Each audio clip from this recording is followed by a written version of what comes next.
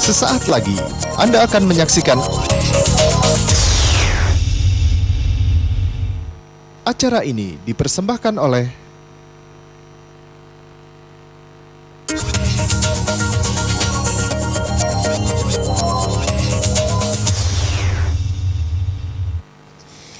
Halo pemirsa JEK TV, kembali lagi bersama saya Dera Sagita dalam program Galeri Publik.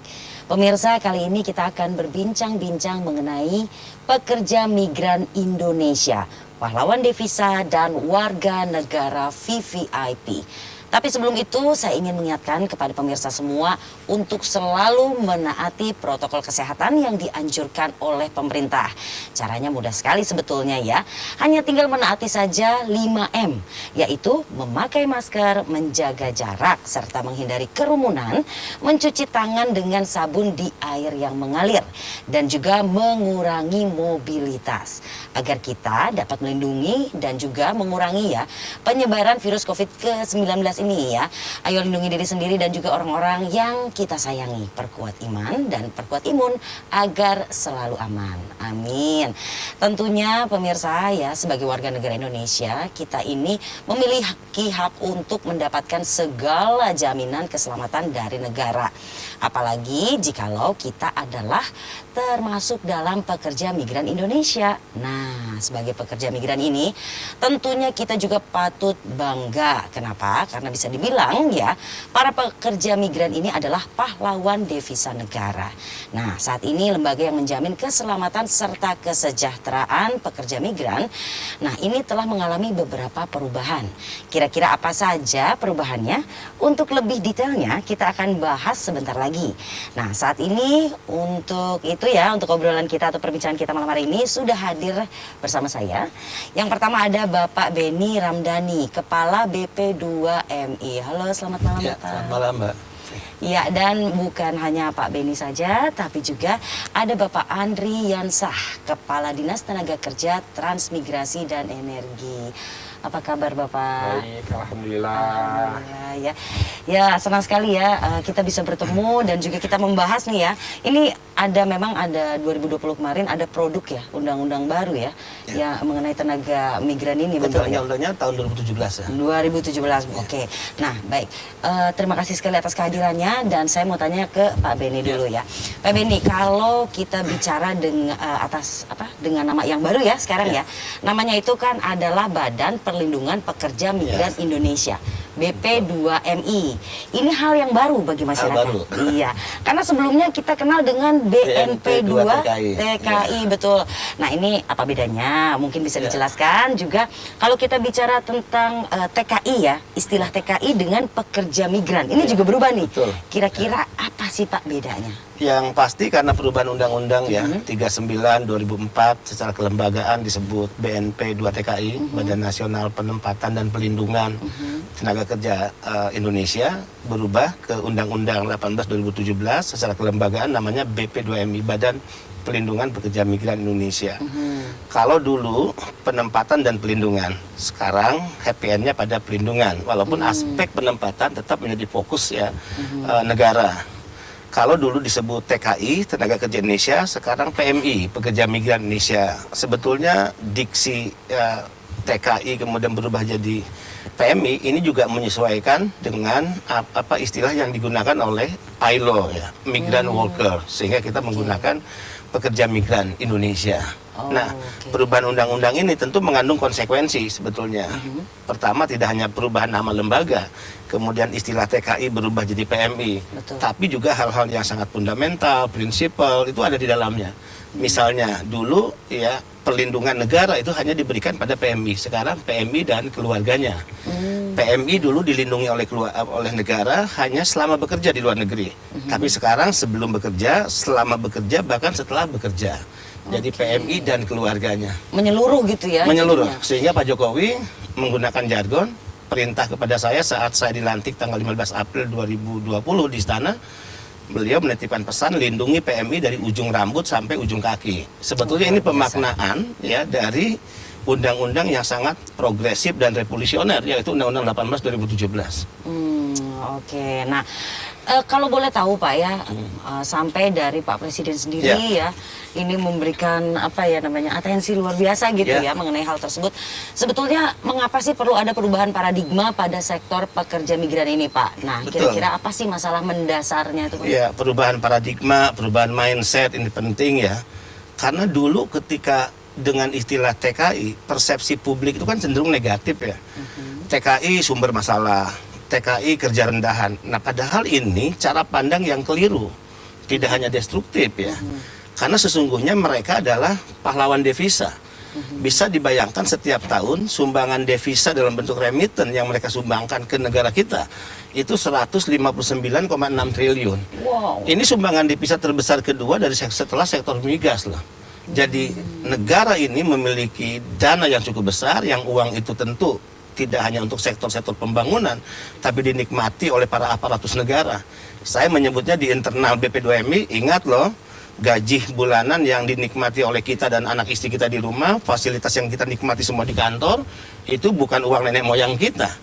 Itu bukan uang yang turun dari langit, tapi itu uang rakyat, uang pekerja migran Indonesia. Sehingga bagaimana memperlakukan PMI sebagai pahlawan devisa adalah bagaimana negara memberikan perlakuan hormat dan menjadikan mereka sebagai warga negara VVIP.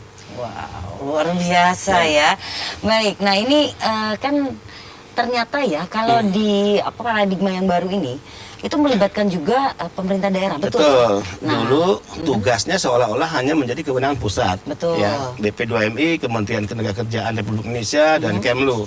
Betul. Nah, sekarang mandatori undang-undangnya jelas ya, ada mandat kepada pemerintah provinsi, pemerintah kabupaten kota itu di pasal 40 dan 41 dalam hal penyelenggaraan pendidikan dan pelatihan. Desa juga bahkan diberikan mandat oleh undang-undang. Dalam hal apa? Desa menjadi pusat informasi ya terkait peluang kerja ke luar negeri. Desa juga harus memverifikasi ya setiap warga masyarakatnya yang akan bekerja di luar negeri. Kan konstitusi kita jelas. Negara wajib menyediakan lapangan kerja yang layak bagi setiap warga negara. Jadi kalau ada orang Indonesia yang ingin bekerja ke luar negeri, itu kan tidak boleh dilarang. Tapi negara wajib memberikan fasilitasi. Dan perlindungan. Ya, nah, pasti. bicara tentang perlindungan nih ya, sebelum saya bertanya langsung ke soal perlindungannya ya, untuk Pak Ahmad, untuk Bapak ya sendiri ya, Pak Andri nih, saya mau tanya, kira-kira seberapa besar sih peluang ya bagi WNI, khususnya warga DKI Jakarta nih Pak, untuk menjadi pekerja migran? Karena kalau kita bicara peluang kerja di luar negeri itu kayaknya ya pemirsa banyak sekali, baik di sektor formal maupun sektor informal. Mungkin Pak Andri bisa jelaskan. Jadi begini, sampai dengan saat ini ya angka kerja yang ada di DKI Jakarta itu berjumlah 5 juta sekian. Ya, dari 5 juta sekian itu memang Pemda DKI mempunyai PR yang sangat besar, yaitu dalam hal pengentasan masalah pengangguran.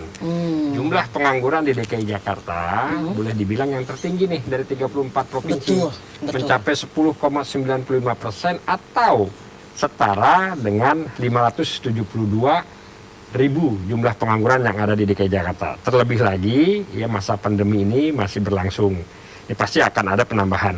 Nah, oleh karenanya itu, ya kita sebagaimana yang diamanatkan oleh Undang-Undang 1870, Undang-Undang 1817, ya khususnya di pasal 40, kita mau tidak mau ya harus meningkatkan kualitas daripada warga negara kita yang akan kita tempatkan. Nah, kita tempatkan itu monggo, apakah di dalam negeri, membuka lapangan usaha kerja, atau dia menjadi ya pekerja migran Indonesia. Kita selaku Pemprov DKI ini, yang kebetulan kita mempunyai 5 PPKD, Pusat Pelatihan Kerja Daerah, dan 2 PPK khusus.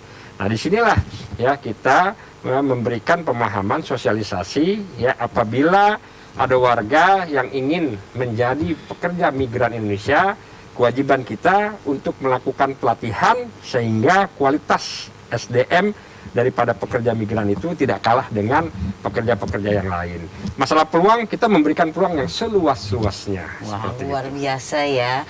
Baik, nanti kita akan lanjutkan lagi perbincangan kita tentunya. Nah, ini dia.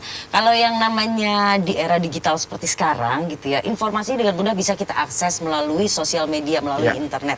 Hanya satu klik jari saja gitu, kita sudah bisa dapatkan informasi, salah satunya mengenai masih adanya pengiriman tenaga migran ilegal. Secara ilegal. Nah, kira-kira nih ya, seperti apa perlindungan yang diberikan dan juga apa nih yang bisa dilakukan untuk mencegah itu terulang kembali. Nanti kita akan bahas, tapi mohon bersabar pemirsa, kami akan kembali untuk Anda setelah yang berikut ini.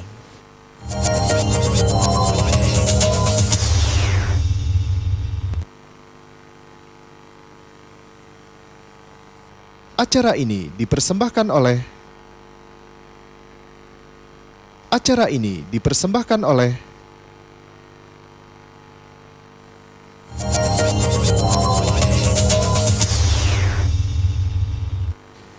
Kembali lagi di Galeri Publik bersama Badan Perlindungan Pekerja Migran Indonesia atau BP2MI. Nah, saya akan melanjutkan ke pertanyaan yang masih tersisa. Seperti tadi sudah saya kasih bocoran. Kita kan gampang sekali mengakses berita ataupun informasi melalui sosial media. Nah, belakangan ini masih ada terdengar pengiriman pekerja migran secara ilegal nih Pak Beni ya. Bahkan kita bisa lihatlah warawiri itu di media sosial ya. Nah, Bapak memimpin sendiri penggerbekan di sejumlah titik di Jakarta kalau saya tidak salah. Bagaimana BP2MI bisa mencegah pengiriman ilegal yang sangat beresiko bagi keselamatan pekerja migran itu sendiri, Pak? Ya, 11 bulan ya tepatnya saya memimpin BP2MI, 19 kali penggerebekan dilakukan dan 17 kali saya pimpin langsung. 2 kali terakhir penggerebekan karena saya lagi di luar daerah sehingga dipimpin langsung oleh UPT. Nah, kenapa penempatan ilegal ini terus terjadi? Karena memang ini bisnis kotor. Ini bisnis yang menggiurkan. Cara mendapatkan uang dengan jumlah yang besar, sangat fantastis, dengan cara yang cepat ya. Nah, siapa yang melakukan ini? Ini para pemilik modal. Sebetulnya secara jumlah mereka kecil. Ya, tapi pertanyaannya adalah kenapa kelompok ini seolah-olah the untouchable, tidak tersentuh. Saya tidak ingin berbasa-basi di berbagai kesempatan di hadapan para menteri saya bicara, di hadapan Panglima, kemudian Kapolri, Kumham, Menteri Luar Negeri, Menteri Ketegangan saya bicara bahwa kelompok pemilik modal ini dibackingi oknum-oknum yang memiliki atributif kekuasaan. Ada oknum TNI terlibat, oknum Polri terlibat, oknum kedutaan besar terlibat, oknum dari keimigrasian terlibat, oknum dari Kementerian Ketenagakerjaan terlibat, dan mungkin juga saya ingin fair, ya mungkin juga ada oknum-oknum dari BP2MI, badan yang saya pimpin. Bisa dibayangkan kenapa tidak menggiurkan. Dari satu PMI yang diberangkatkan secara tidak resmi, keuntungan yang diperoleh 20 juta. 10 juta diambil keuntungannya oleh pengusaha, 10 juta adalah hengki-pengki dari para aparatus negara yang memiliki mental maling dan pengkhianat. Sehingga saya sering katakan, Republik ini akan baik-baik saja. Pekerja migran ini tidak akan pernah ada masalah, termasuk tidak akan pernah ada penempatan ilegal jika aparatus negara yang pada bajunya melekat tanda-tanda kehormatan yang dia disumpah atas nama Tuhan dan agama, itu tidak memiliki mental maling dan pengkhianat. Kenapa kita harus marah dengan masalah ini, Mbak? Karena resiko bagi mereka yang ditempatkan secara ilegal itu udah pasti. Mereka akan mengalami eksploitasi kekerasan fisik, kekerasan seksual, gaji yang tidak dibayar sesuai harapan mereka, jam kerja yang melebihi batas, pemutusan hubungan kerja di mana akhirnya mereka bisa diberhentikan kapan saja, diperjualbelikan kepada majikan yang lain, karena mereka ilegal. Betul. Mereka tidak berdaya untuk melakukan perlawanan, sementara dokumen-dokumen ditahan oleh agensi. Nah, ini perbudakan modern, ini human trafficking, ini kejahatan ya ini internasional sebetulnya yang harus dihadapi dengan cara-cara extraordinary sebetulnya. Nah, masyarakat menjadi korban karena memang mereka memiliki akses yang tidak cukup terkait informasi. Sehingga sinergi dengan pemerintah provinsi, kabupaten, dan desa sederhana. Kita himbau masyarakat jika ingin tahu tentang informasi peluang kerja, datang ke desa. Ya, di sana akan diberitahukan ya, negara mana berapa besar membutuhkan pekerja dari negara kita, sektor pekerjaannya apa saja, syarat-syarat yang harus dipenuhi apa saja, kemudian pendidikan pelatihan apa yang harus mereka ikuti. Artinya migrasi aman ini bisa terjadi jika masyarakat diberikan akses informasi yang cukup. Kemudian eksploitasi itu tidak akan terjadi jika masyarakat diberikan penguatan kapasitas. Pendidikan pelatihan akan memperkuat apa? Pertama, mereka akan memiliki keahlian, keterampilan atas sektor pekerjaan yang mereka pilih. Mereka akan memiliki kemampuan berbahasa asing yang cukup. Ya, mereka juga tentu akan memiliki kesiapan mental dan fisik. Ya, yang cukup. Mereka akan tahu tentang undang-undang ketenagakerjaan yang berlaku di negara di mana mereka akan bekerja. Mereka akan sedikit paham tentang kultur budaya ya di negara di mana mereka akan tinggal. Nah, penguatan kapasitas ini itu akan menjadi benteng pertahanan awal sebetulnya, perlindungan awal bagi setiap pekerja yang bekerja di negara-negara penempatan. Oh, luar biasa ya.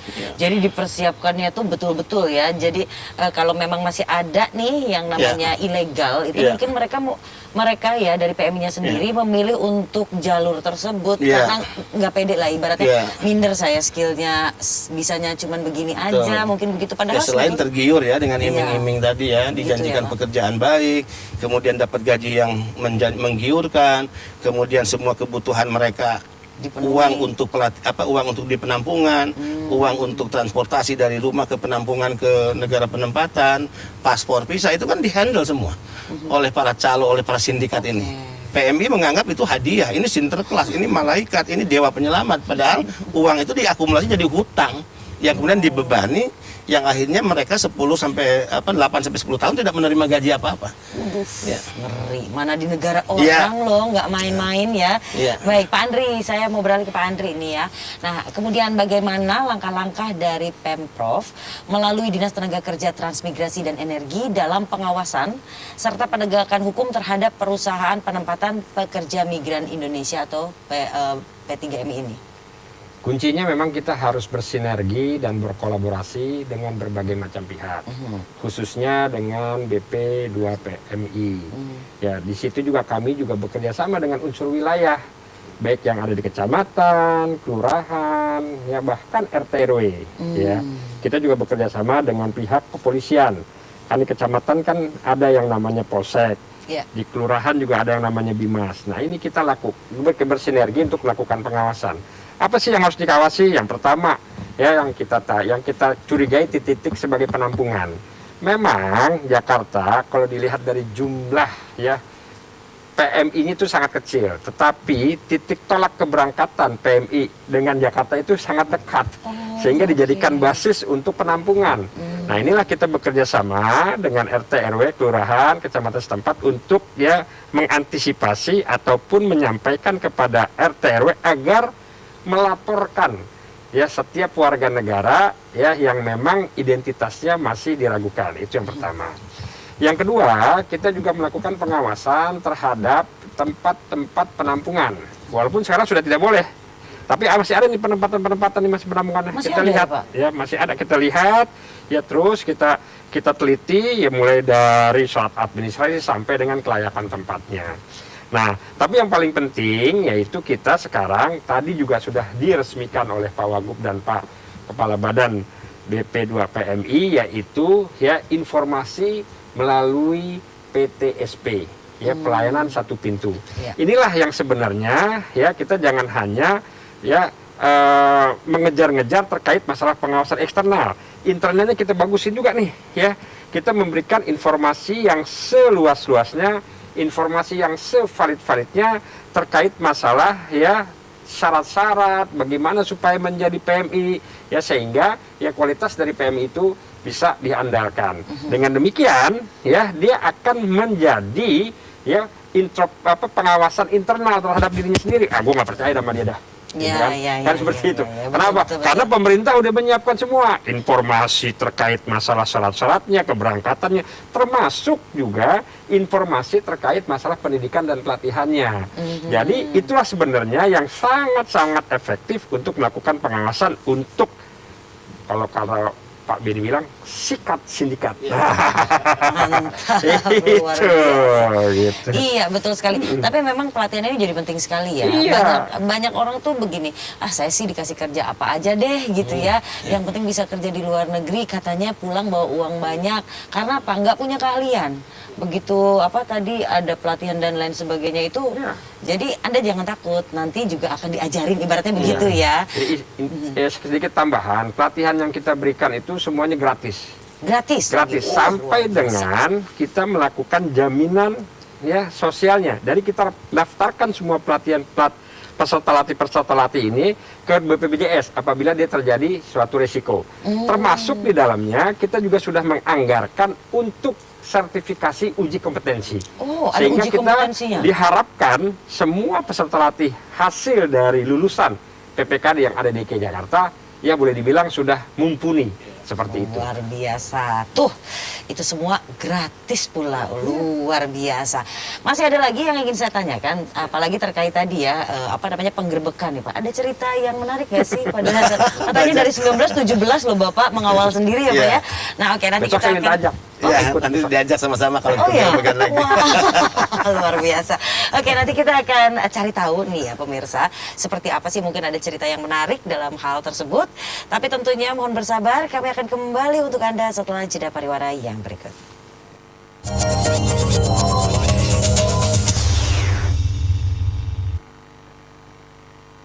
Acara ini dipersembahkan oleh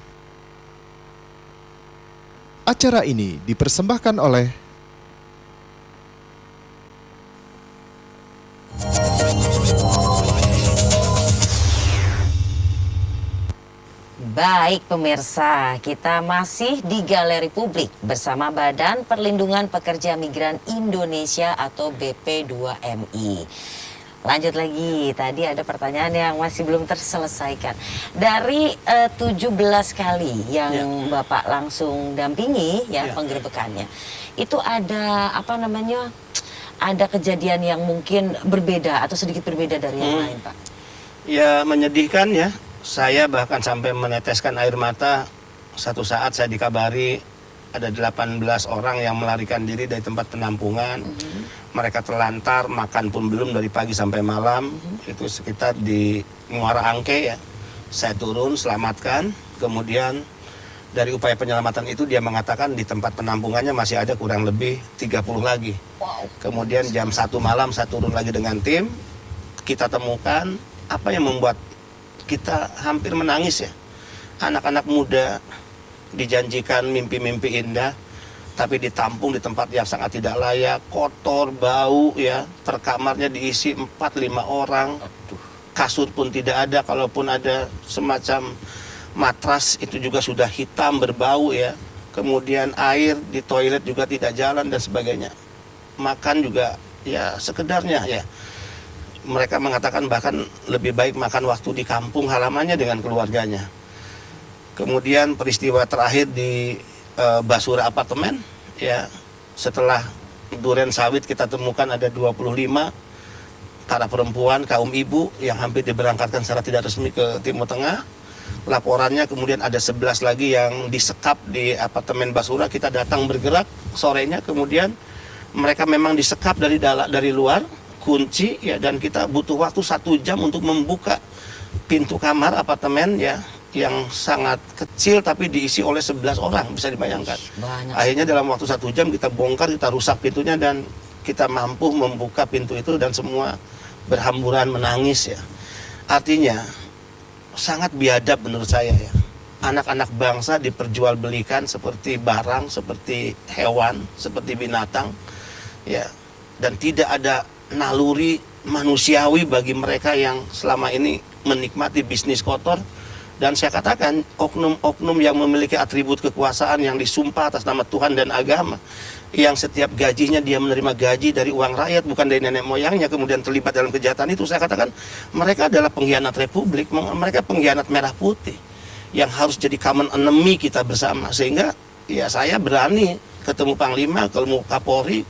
Dan saat saya ketemu Presiden tanggal 9 Juni 2020, saya katakan, Pak Presiden izin, jika kejahatan perdagangan manusia ini tetap kita biarkan, tidak ada tindakan extraordinary, maka siapapun presidennya, berapa kali rejim pemerintahan ini berganti, maka tidak akan berakhir cerita duka tentang pekerja migran Indonesia. Betul. Maka harus ada tindakan nyata, ya, langkah-langkah yang berani. Dan tentu kita tidak boleh kalah, saya katakan. Negara harus berani, negara tidak boleh kalah melawan para sindikat pemilik modal. Ya, dan kita memang tidak boleh memberikan kesempatan di otak, di kepala para pemilik modal ini. Jangan karena hanya uang mereka miliki, seolah-olah mereka bisa mengendalikan republik ini. Seolah-olah dengan uang mereka bisa membeli aparatus negara di republik ini. Nggak boleh. Bendera merah putih harus berkibar di tiang tertinggi. Bendera partai politik, bendera perusahaan itu harus berkibar di bawah dari bendera merah putih. Nah ini perlu kerja bersama kerja, sinergi, kolaborasi, pusat dan juga daerah sebetulnya. Dan tentu pimpinan-pimpinan lembaga penegak hukum, ya baik Polri, kemudian TNI, Kementerian Hukum dan HAM ya harus berani mengambil tindakan-tindakan tegas kepada aparaturnya. Dan saya saat itu minta izin pada Pak Presiden, saya ingin membentuk Satgas Pak Presiden untuk memerangi sindikat ini, dan Presiden cukup keren. Dia mengatakan pada saya, oke, saya setuju, sikat dan sampai tuntas. Wah, Dan sehingga itu luar saya biasa. membentuk Satgas ya. Dan yang di Satgas ini keren-keren, Mbak. Mantan Kabar Eskrim Polri, Komjen Polisi Suhadi Alius. Mantan Ketua PPATK Pak Yunus Hussein. Mantan Jaksa Agung Pak Marjuki Darusman masuk Satgas. Dua tokoh LSM yang sangat legend, Mbak Jumrotin dengan Mas Ahmad Santosa. Dan kami Satgas didukung oleh tokoh-tokoh dari organisasi keagamaan. PP Muhammadiyah mengutus Sekjen Muhammadiyah, Pak Abdul Muti. PGI, Persatuan Gereja Indonesia, mengutus ketuanya langsung, Pak Komar Gultom. PBNU mengutus wakil Sekjen, Hindu, Buddha, Katolik, dan Konghucu. Gabung semua. Karena memang ini adalah kejahatan yang sangat luar biasa yang harus dihadapi dengan cara-cara luar biasa. Iya. Ya ini kalau saya mungkin bisa bilang orang makan orang tuh yang Ya, begini ya, benar. sadis gitu Betul. kan. Makanya kalau yang peduli pun banyak Ya. sekali gitu kan ya, Satu Pak, ya. tahun ini saya sudah menangani berapa, Mbak?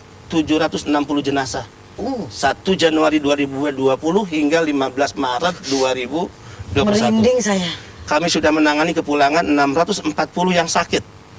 Ya, dan sebagian besar karena kekerasan. Kami rujuk ke rumah sakit Polri sampai sembuh, dirawat, dibiayai oleh negara ya, dan dipulangkan ke kampung halaman atas biaya negara. Termasuk jenazah. Ya. Negara ini baik.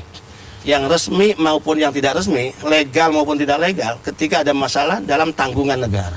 Negara ini sudah sangat baik. Karena itulah Pak Jokowi katakan, lindungi mereka dari ujung rambut sampai ujung kaki. Mereka adalah pahlawan devisa yang harus mendapatkan perlakuan hormat negara.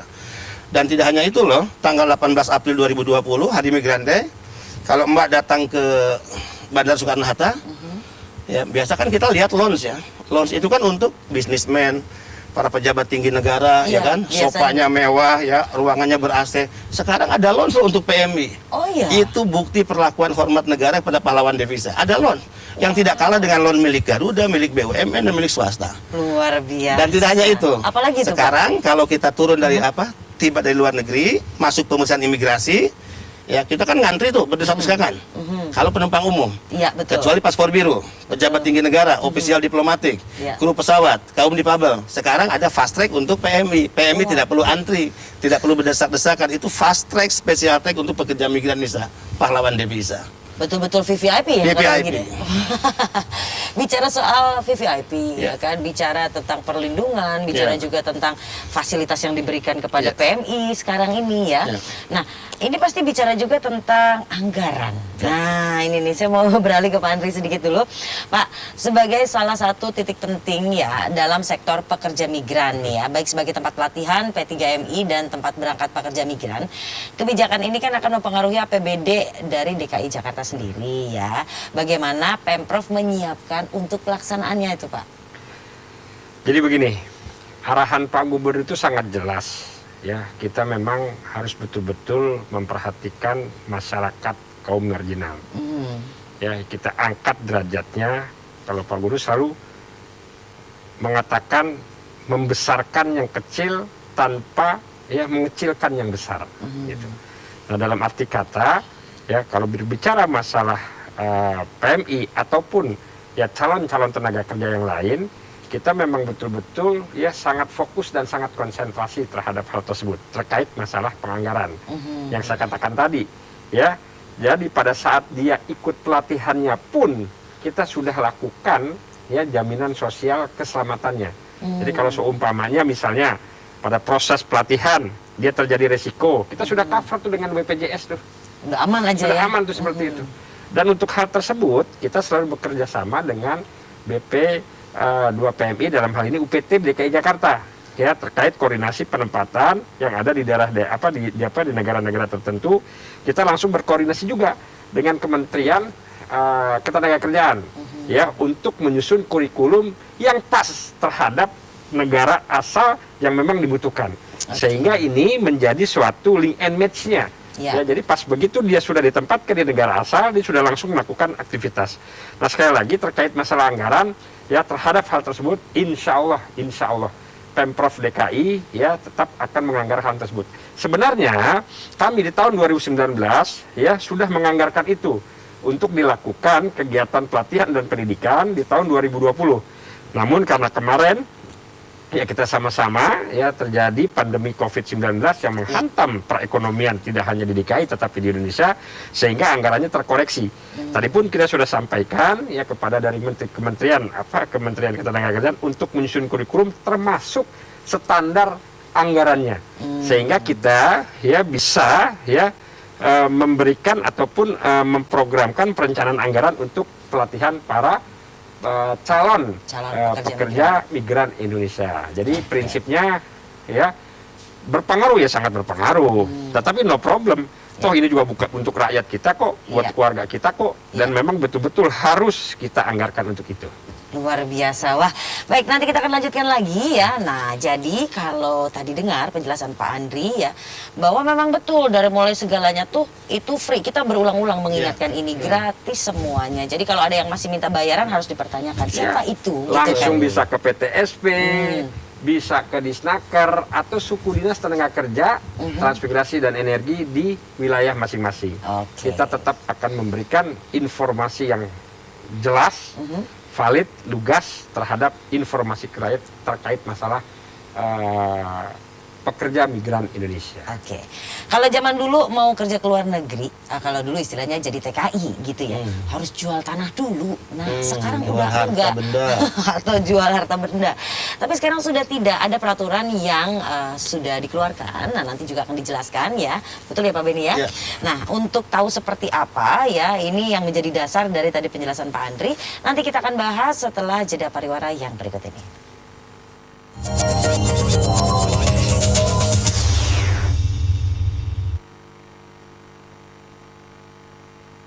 Acara ini dipersembahkan oleh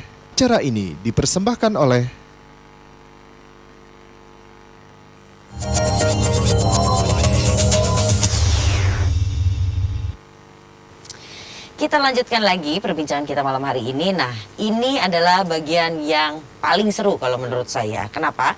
Karena kita akan bicara mengenai ya, ini ada Undang-Undang Nomor 18 Tahun 2017, kemudian ada lagi Peraturan BP2MI Nomor 9 Tahun 2020. Yang salah satu isu pokoknya adalah, nah ini garis bawah cetak tebal ya, membebaskan biaya penempatan pekerja migran. Dan siapa yang menanggung kemudian? Biaya tersebut ditanggung oleh pemerintah kabupaten atau kota, juga negara tujuan atau negara penempatan. Nah, tentang hal ini ya, bagaimana pelaksanaannya? Mohon diperjelas Pak Beni. Ya, yang pasti ada dua kejahatan besar dalam hal pekerja migran. Pertama, kejahatan penempatan ilegal. Mereka dijadikan sebagai ya barang dagangan, human trafficking, dan dari situ mereka mendapatkan keuntungan yang sangat besar. Ini bisnis kotor yang dibackingi oleh oknum-oknum tertentu. Kejahatan kedua adalah praktek ijon rente.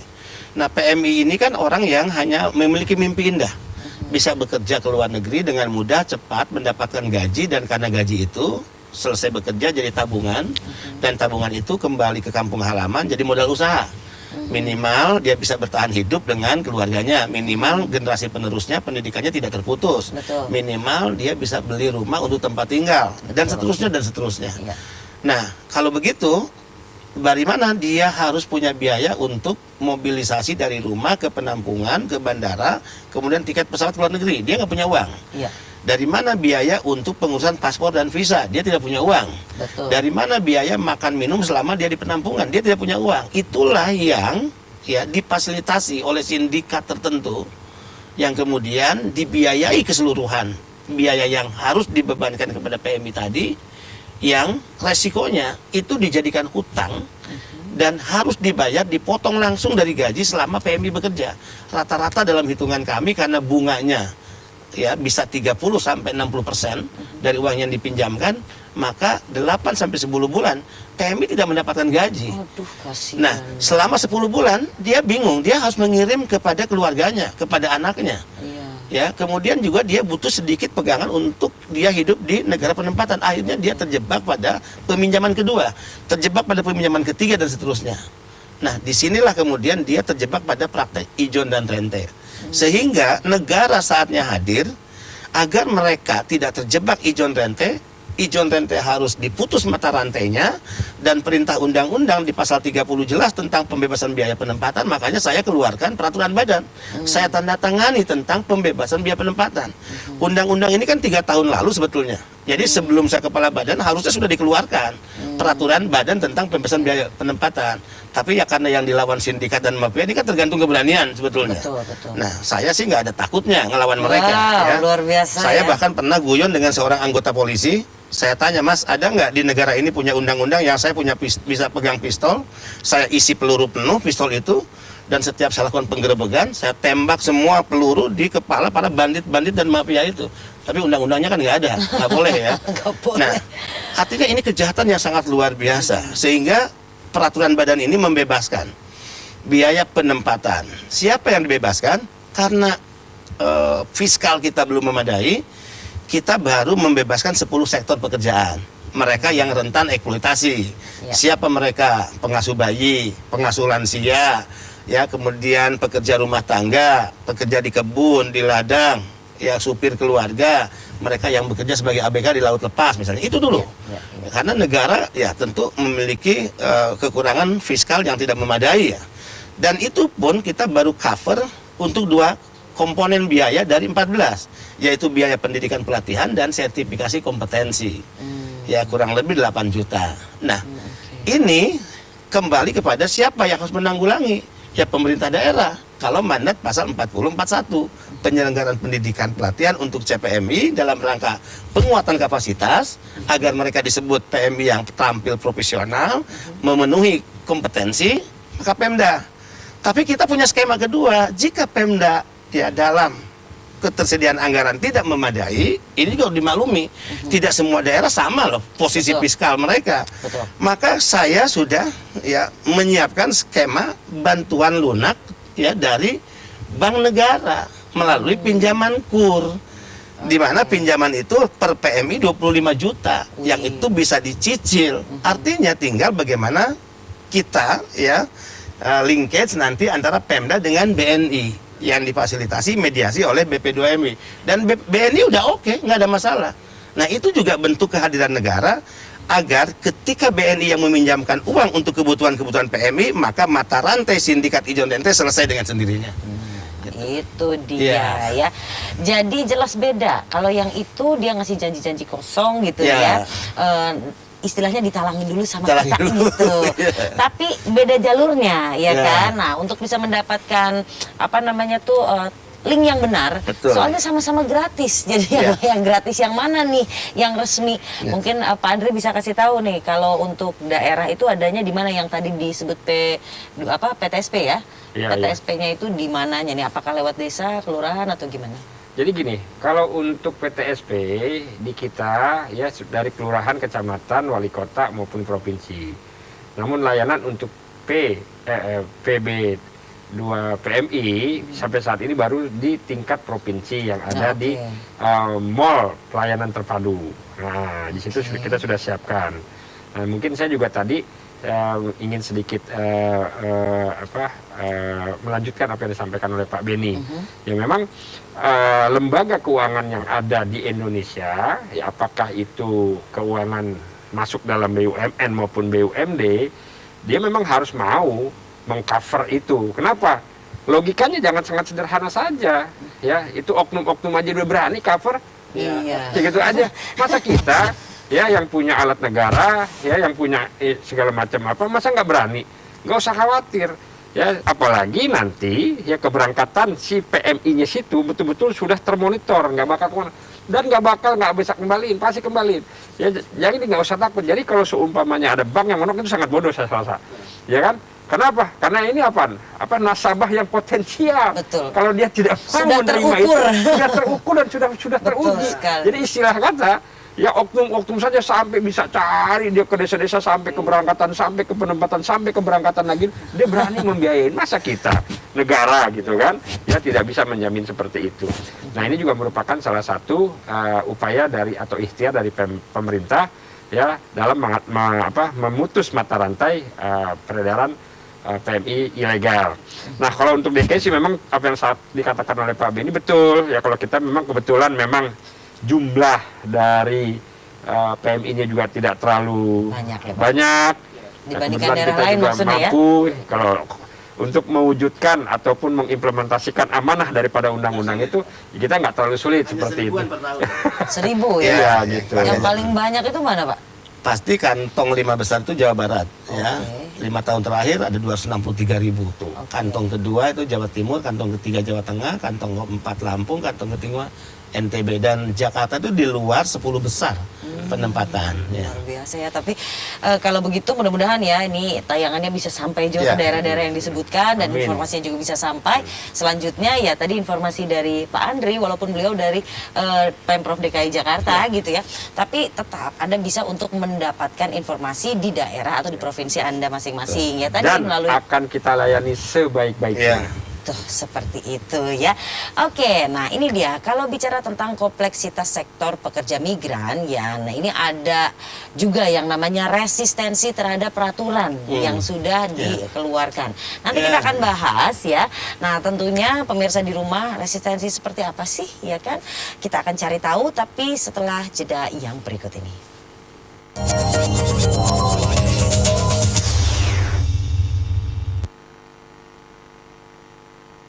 Acara ini dipersembahkan oleh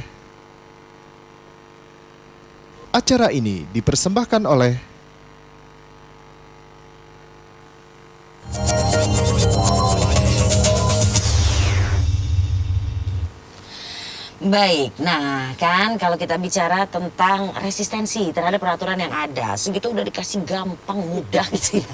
Nah tapi ini ada resistensi baik dari calon pekerja migrannya itu sendiri maupun dari negara tujuan. Nah ini contoh Taiwan Pak ya, diberitakan keberatan terhadap pembebasan biaya penempatan. Betul karena itu atau gimana? Ya, 1000% itu hoax ya. Oke. Itu informasi yang sangat tidak benar. Bisa dibayangkan negara hadir meringankan beban yang ditanggung PMI. Yang beban itu diambil alih oleh negara dan tidak lagi dibayar atau dibebankan kepada PMI. Mana mungkin PMI marah dengan upaya negara untuk meringankan biayanya, ya. Kemudian zero cost ini itu bukan peraturan yang ujuk-ujuk hadir. Mandat Undang-Undang 18 pasal 30 saya menindaklanjutinya lalu melalui Perbadan 09, ya. Di mana ada 10 sektor pekerjaan yang kita bebaskan karena mereka rentan mengalami eksploitasi, dan 2 komponen yang sangat berat selama ini yaitu beban biaya untuk pendidikan pelatihan dan sertifikasi kompetensi yang kurang lebih biayanya 8,5 juta. Yang selama ini menjadi beban PMI diambil alih itu oleh negara. Kepada siapa? Ini menjadi tanggung jawab berikutnya Pemda. Pemda tidak bisa. Skema kedua kita melalui bantuan koperasi melalui bantuan BNI memutus mata rantai dari sindikat yang selama ini memangsa para PMI dengan praktek ijon dan rente. Dan zero cost ini atau pembebasan biaya ini disetujui oleh 3 asosiasi, Himsataki, Aspataki, kemudian Abjati. Ya, itu 3 asosiasi besar. Kemudian juga 262 P3MI, perusahaan yang selama ini merekrut kemudian menempatkan pekerja, itu menandatangani fakta integritas. Karena memang mereka paham niatnya adalah kebaikan negara untuk mengurangi beban biaya. Jadi yang marah ini siapa? Kami udah tahu kalau Mbak atau kita lihat di Facebook semua menggunakan akun palsu. Jadi bukan PMI ya, semua menggunakan akun palsu, dan kami sudah tahu persis mereka yang marah adalah para pelaku praktek ijon rente yang jelas-jelas dengan sebagian biaya diambil oleh negara, keuntungan mereka berkurang. Jadi logikanya ginilah, kalau kebutuhan PMI itu katakan 20 juta, 8 juta ditanggung negara nih. Jadi mereka hanya bisa meminjamkan 12 juta. Jadi otomatis keuntungan mereka berkurang. Nah yang marah ini adalah para pelaku ijon rente yang keuntungannya berkurang, yang biasa meminjamkan uang kepada PMI. Itu. Jadi tidak mungkin orang dibantu, diringankan biayanya, bebannya beralih menjadi beban negara, PMI diselamatkan sebagian beban biayanya kok marah. Tidak ada sebetulnya. Oke, baik. Jadi kalau protes ataupun resistensi penolakan gitu ya, muncullah buzzer-buzzer akun palsu memprovokasi, menghasut PMI. Taiwan ditutup gara-gara kebijakan itu. Padahal Taiwan ditutup itu karena kebijakan pandemi COVID di negaranya. Faktanya ada 12 negara yang tetap dibuka. Kan pembebasan biaya ini untuk seluruh negara penempatan. Singapura buka, Hong Kong jalan, ya, 17 negara penempatan. Oke. Yang tentu karena dalam negerinya tidak ada masalah dengan pandemi COVID, jadi tidak ada kaitan dengan masalah kebijakan pembebasan biaya penempatan. Tuh, jadi nggak ngaruh ya, Yeah, negara penempatannya juga nggak keberatan Yeah, ya. yeah. Terus udah gitu calon PMI-nya juga malah kayaknya dengan senang hati. gitu Yeah. kan. Happy. Happy.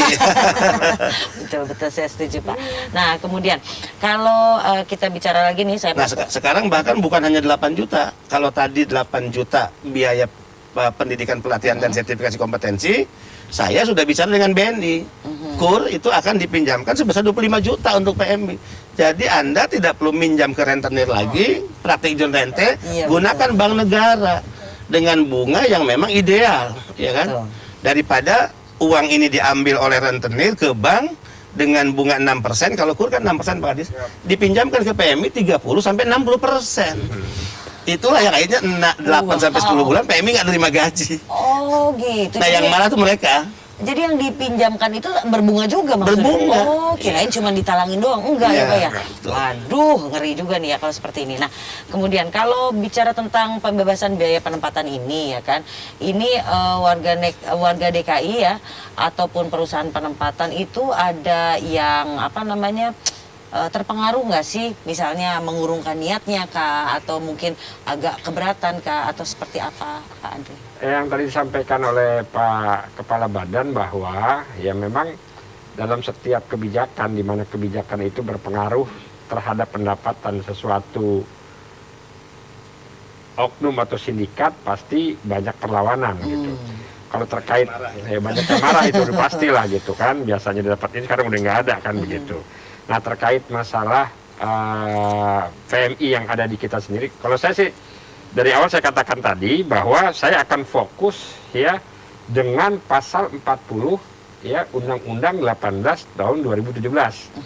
Bagaimana kita betul-betul meningkatkan kualitas daripada PMI itu sendiri secara gratis.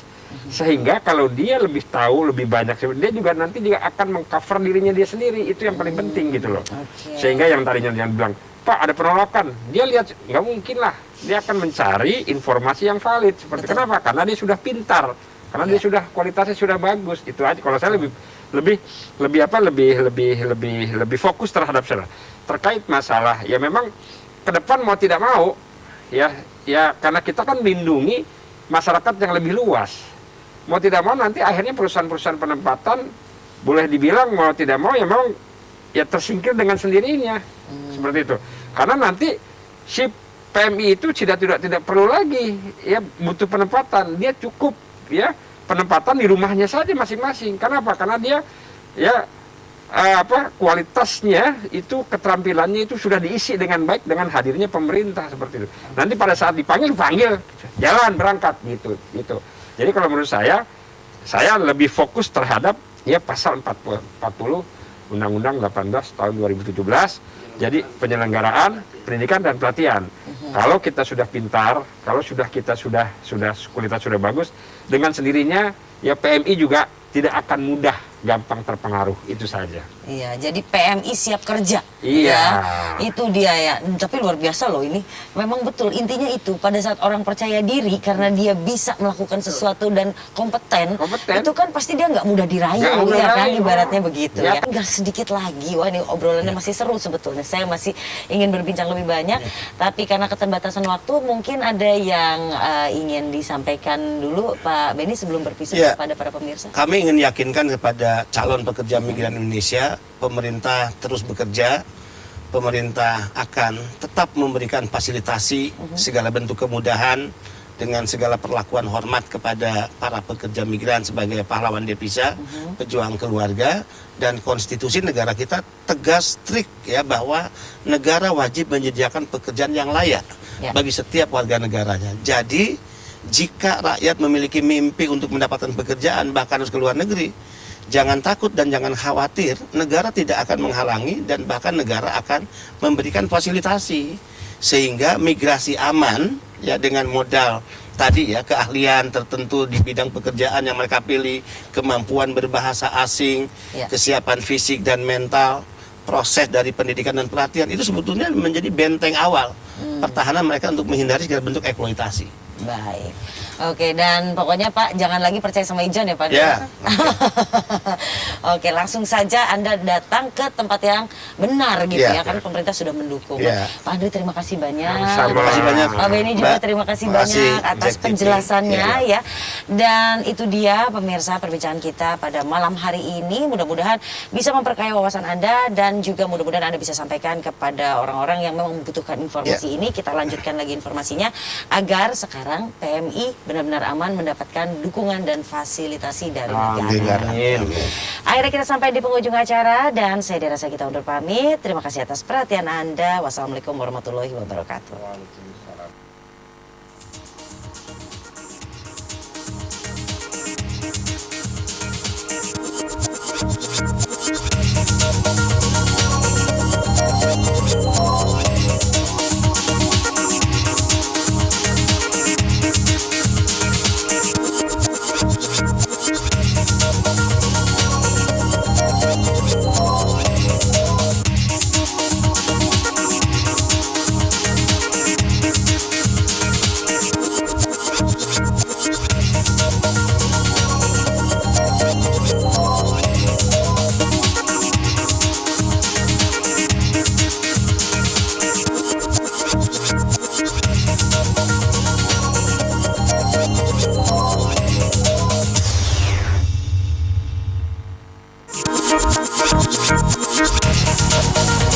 Terima kasih Anda telah menyaksikan